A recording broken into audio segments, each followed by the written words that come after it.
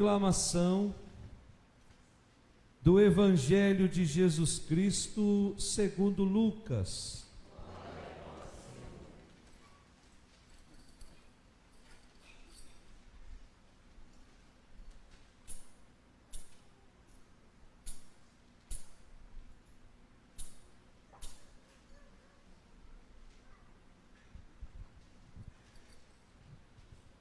Aconteceu que, caminhando para Jerusalém, Jesus passava entre a Samaria e a Galileia. Quando estava para entrar num povoado, 10 leprosos vieram ao seu encontro. Pararam à distância e gritaram: Jesus, mestre, tem compaixão de nós. Ao vê-los, Jesus disse: Ide apresentar-vos aos sacerdotes. Enquanto caminhavam, aconteceu que ficaram curados. Um deles, ao perceber que estava curado, voltou glorificando a Deus em alta voz. Atirou-se aos pés de Jesus, com o rosto por terra, e lhe agradeceu. E este era um samaritano. Então Jesus lhe perguntou: não foram 10 os curados? E os outros 9, onde estão? Não houve quem voltasse para dar glória a Deus, a não ser este estrangeiro? E disse-lhe: levanta-te e vai, tua fé te salvou. Palavra da salvação.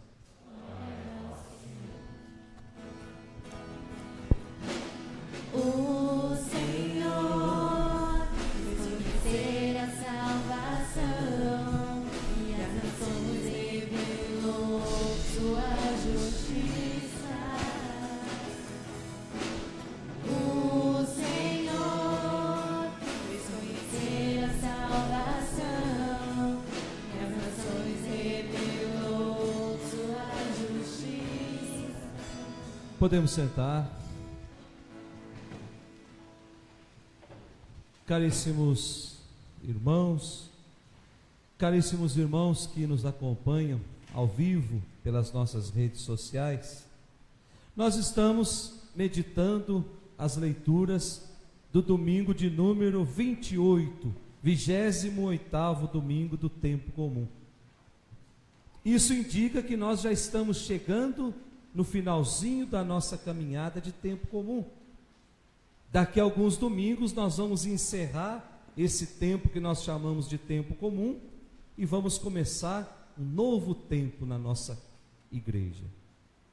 E assim cada ano nós vamos renovando esse tempo. É por isso que o padre usa a cor verde. No tempo comum, a cor verde é a cor que simboliza a esperança. Com isso a igreja está querendo nos dizer: nós precisamos passar por esse mundo alimentando em nós a esperança. Mas o verde também é algo que ainda não está totalmente maduro, por isso nós participamos da missa.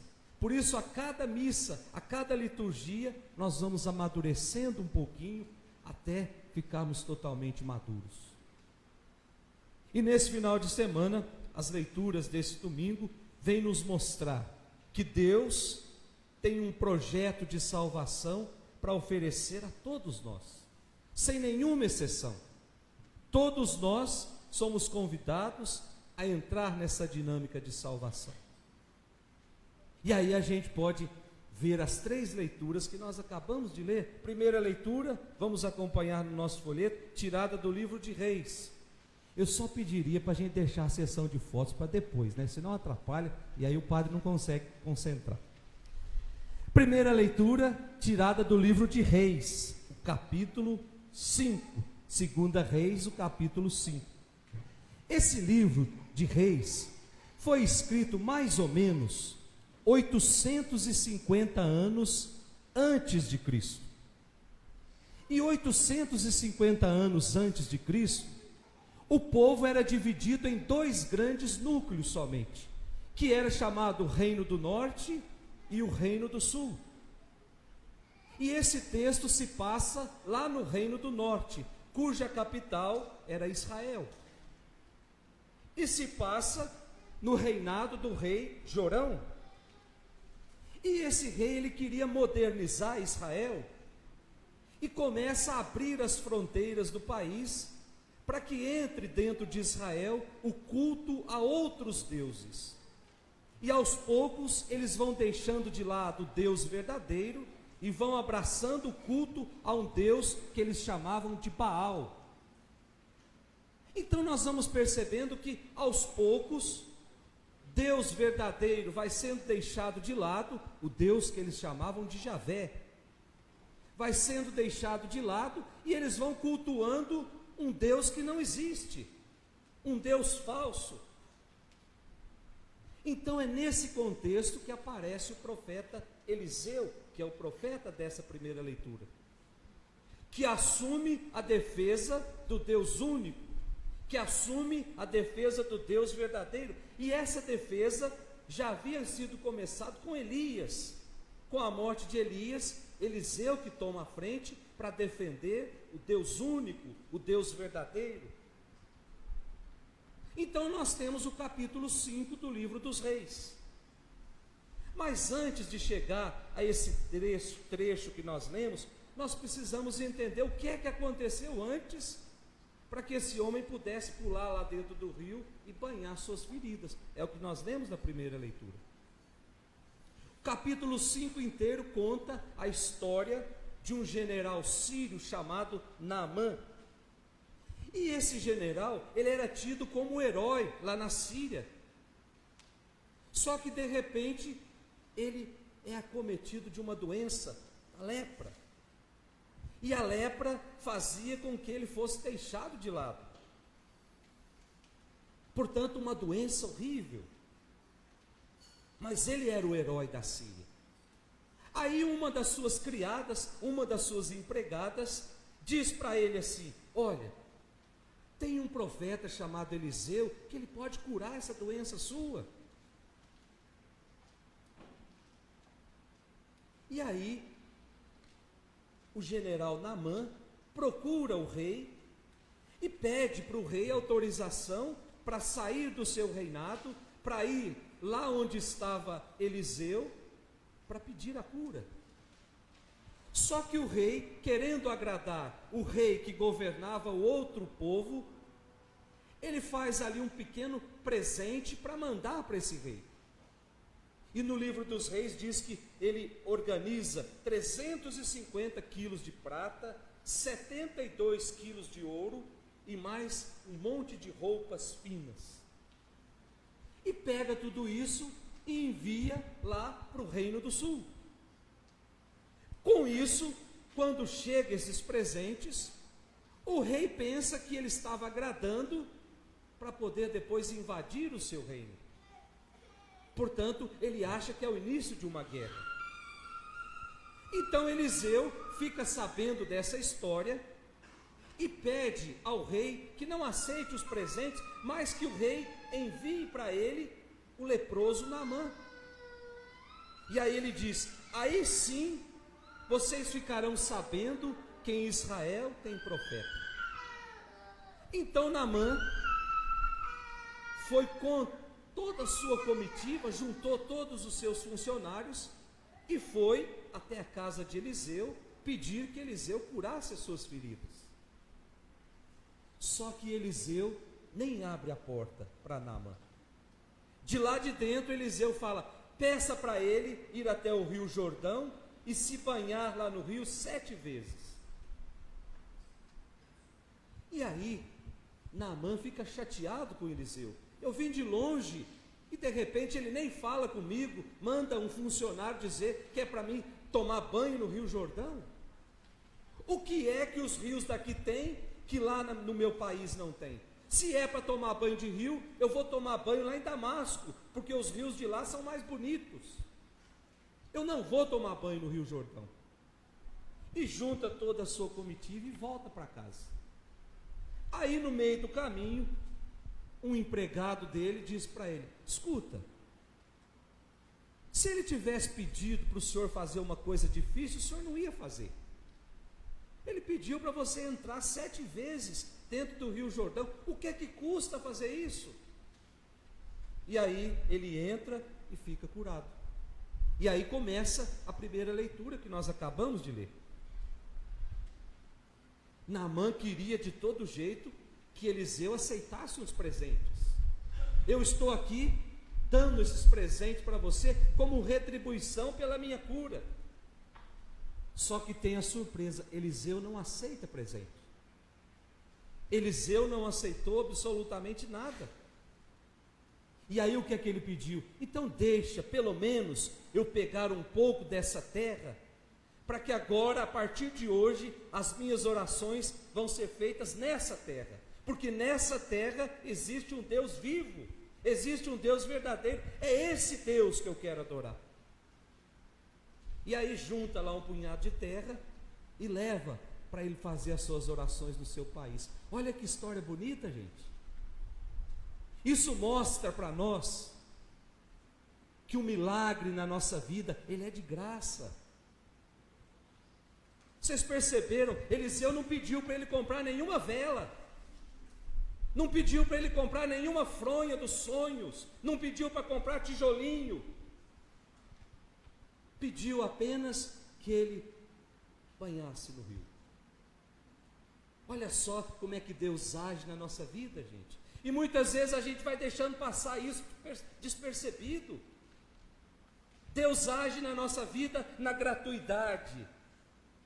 É tudo de graça. Não paguem por milagres, porque Deus é o Deus da gratuidade. Está escrito aqui, gente. Não precisa nada, basta obedecer. Domingo passado eu dizia, quando um artista ou quando um inventor cria determinada máquina e a gente não sabe lidar com aquela máquina, ele manda junto um manual. E quando eu vou folheando aquele manual, eu vou aprendendo a mexer com determinadas máquinas. Quem é que nos criou? Foi Deus. Onde está o manual de funcionamento nosso? É a sua palavra. Na Bíblia contém tudo aquilo que faz com que nós funcionemos nesse mundo. Portanto, a fidelidade à palavra de Deus gera a bênção na nossa vida. A fidelidade à palavra de Deus gera o milagre. Depois a nossa segunda leitura, tirada da carta de São Paulo a Timóteo. Já faz alguns domingos que nós estamos lendo essa carta de São Paulo a Timóteo. Paulo convida Timóteo e os coordenadores das comunidades a assumirem e a renovarem seus compromissos com Jesus. De maneira muito especial, aqueles que desempenham funções dentro das comunidades, para que desempenhem as suas funções com equilíbrio, com amor. Esse negócio de dizer, aquele é conservador, esse aqui ele é radical, aquele é ultraconservador, esse aqui é mais relaxado. Gente, isso na igreja não funciona. O ponto certo para a nossa fé é o equilíbrio. Não existe amor sem misericórdia. Não existe misericórdia sem amor. Não existe justiça sem, muitas vezes, repreensão. E não existe repressão sem justiça. Portanto, a nossa fé, ela precisa estar equilibrada. Eu não posso tender para um lado ou tender para o outro. A diferença é muito simples. Os radicais ficam numa perna só, ou na perna direita ou na perna esquerda, e os liberais ficam na outra perna. A diferença é essa. Não existe misericórdia sem amor. Não existe amor sem misericórdia. Portanto, nós somos convidados a estar no centro, equilibrar a nossa fé. E São Paulo é muito claro quando ele defende as verdades do Evangelho. E domingo passado eu dizia, São Paulo diz, nós temos um tesouro muito precioso, e nós precisamos cuidar desse tesouro, que é a palavra de Deus, o grande tesouro, a palavra de Deus. O Evangelho segundo Jesus Cristo. Não tem outro Evangelho. Lembra que eu dizia que eu ganhei uma vez o Evangelho segundo Allan Kardec? É o Evangelho segundo Jesus Cristo. Nós somos cristãos, foi Cristo que morreu na cruz por nós. Portanto, é preciso defender as verdades desse Evangelho, porque é nesse Evangelho que o próprio Cristo se mostra como sendo o caminho. Não existe outro caminho para o céu, senão o caminho que passa por Cristo. É nesse Evangelho que nós encontramos Jesus se mostrando para nós como sendo a verdade. Não existe outra verdade, senão a verdade do Evangelho. É nesse Evangelho que nós encontramos Jesus se mostrando para nós como sendo a vida. Eu sou o caminho, eu sou a verdade, eu sou a vida. Prestem atenção, é um artigo definido para dizer que não existe outra opção. Ou eu abraço a vida de Cristo, ou eu abraço o caminho de Cristo, ou eu abraço a verdade de Cristo, ou eu abraço outras verdades, outras pseudo-verdades. E depois a gente olha o Evangelho de hoje, o Evangelho de São Lucas, o capítulo 17. Jesus, diz o Evangelho, que estava caminhando para Jerusalém. E nesse caminho ele vai ensinando os seus discípulos. E vai ensinando os seus discípulos por quê? Porque Jesus sabe que mais cedo ou mais tarde ele vai voltar para a casa do Pai. E a igreja precisa continuar, por isso ele ensina os seus discípulos. Então é muito mais do que um caminho geográfico, estavam indo para Jerusalém. Na verdade é um caminho espiritual, é um caminho catequético, em que Jesus vai falando sobre os valores do reino. E de repente nesse caminho, diz o Evangelho, aparecem lá de longe 10 leprosos. Hoje não se fala mais lepra, né? Hoje essa doença é conhecida como hanseníase. E de repente aparece 10 leprosos. E nós já sabemos que na época de Jesus, muito antes de Jesus, a lepra era uma doença horrível, uma doença que tornava a pessoa impura, uma doença que fazia com que a pessoa fosse viver fora da cidade, uma doença em que a pessoa era privada de todos os serviços. E na época de São Francisco, há 800 anos atrás, o leproso precisava andar com um sino pendurado no pescoço, para que quando ele chegasse perto de alguém, aquele barulho de sino alertasse que estava chegando um doente ali, para as pessoas se esconderem. Portanto, era um mal que afetava a pessoa por inteiro. Ela perdia até a dignidade. E de repente aparecem 10 leprosos que vão ao encontro de Jesus. E os 10 são curados. Diz o Evangelho que somente um voltou para agradecer, aquele que era samaritano. Olha só que interessante, aquele que era da Samaria. Judeus e samaritanos não combinavam. Para o judeu, o samaritano era tratado como cão, como cachorro. Não fica bem tirar o pão dos filhos para jogar para os cachorrinhos. Os samaritanos eram tidos pelos judeus como pessoas de terceira categoria, onde a salvação não ia chegar até eles, porque eles eram tidos como pagãos. E diz o Evangelho que foi exatamente um samaritano que voltou para agradecer. Gente, muitas vezes, aqueles que aparentemente estão longe de Deus, são aqueles que mais sabem reconhecer a graça de Deus nas suas vidas. Não se assustem, se quando estiver subindo para o céu, lá na fila de entrada do céu, encontrar pessoas que nunca entraram dentro de uma igreja, mas que viveram o Evangelho na totalidade nas suas vidas. Tidos como aqueles que são pagãos, mas viveram o Evangelho no dia a dia, viveram o Evangelho lá dentro de casa, onde o lugar mais difícil de viver o Evangelho. Colocaram o Evangelho nas suas vidas. Por isso, nós vamos pedir para Deus essa graça hoje, que nós possamos viver a sua palavra na nossa vida, que a nossa vida seja marcada pela palavra de Deus. O manual de funcionamento nosso é a palavra de Deus. Louvado seja nosso Senhor Jesus Cristo.